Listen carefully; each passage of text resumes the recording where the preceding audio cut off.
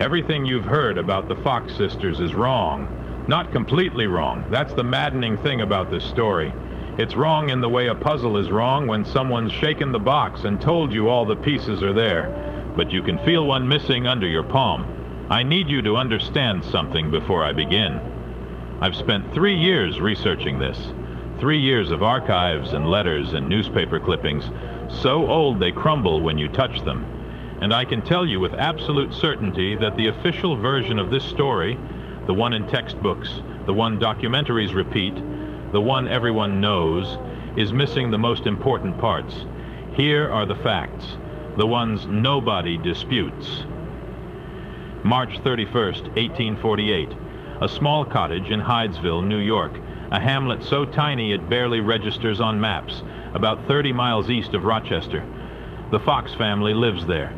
John Fox, the father, a farmer and blacksmith. Margaret Fox, the mother, and their 2 youngest daughters, Maggie, 14 years old, and Kate, 11. They have older siblings, but those siblings have moved out. It's just the 4 of them, plus a 5th presence they're about to become famous for. For weeks, the family has been hearing sounds, knocking, rapping, something tapping against the walls and floors in patterns that seem almost deliberate. John Fox has searched the house top to bottom. He's checked for loose boards, for animals in the walls, for pranksters outside. Nothing. The sounds persist. They grow louder. They seem to follow the girls from room to room. On the night of March 31st, it comes to a head. The knocking is worse than ever. The family is in the parents' bedroom, the girls in bed, the parents trying to calm them. Margaret Fox, exhausted and desperate, does something that will change the course of religious history. She speaks directly to the sound. "Here, do as I do," she says to the darkness. She claps her hands. Silence. Then a single knock answers her. She claps twice. 2 knocks respond. 3 claps. 3 knocks. The sound is not random. It is listening. It is responding. The neighbors are called in. A system is developed. 1 knock for yes, 2 for no. Through this crude binary code, the presence begins to communicate. It claims to be the spirit of a peddler who was murdered in the house years earlier. It says its body is buried in the cellar. It gives details. Its name was Charles B. Rosema. It was 31 years old. It had 5 children. It was killed for its money, $500, and its throat was cut with a butcher knife. The next morning, the neighbors dig up the cellar.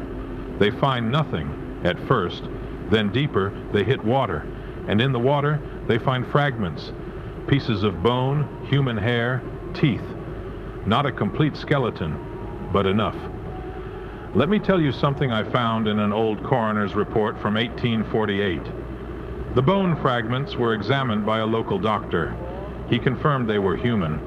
He also noted something strange. The fragments showed evidence of having been burned. Someone had tried to destroy this body. Someone had gone to significant effort to make sure it would never be found. The peddler, whoever he really was, did not die peacefully. The Fox sisters became famous almost overnight. Their older sister, Leah, who lived in Rochester, heard about what was happening and immediately returned to Hydesville.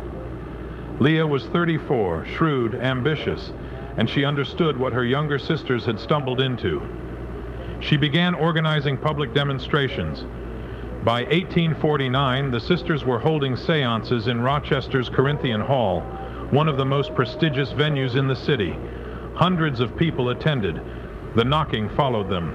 It happened in front of witnesses, in front of skeptics, in front of journalists who came to debunk them and left unable to explain what they'd heard. Here's a fact most people don't know.